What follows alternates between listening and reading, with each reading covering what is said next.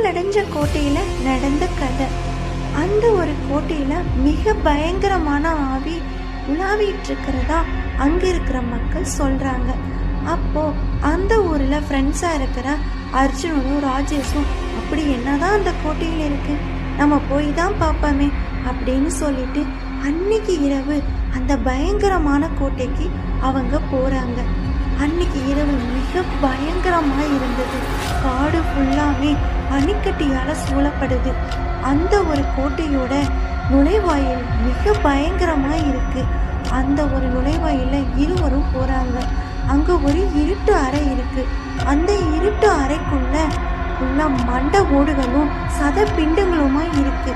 போனவங்க உயிரோட திரும்ப வருவாங்களா மாட்டாங்களா, என்ன நடந்தது தெரிஞ்சுக்கணும்னு ஆசையா மறக்காம லைக் பண்ணி சப்ஸ்கிரைப் பண்ணுங்க. மற்றொரு வீடியோல பார்ப்போம்.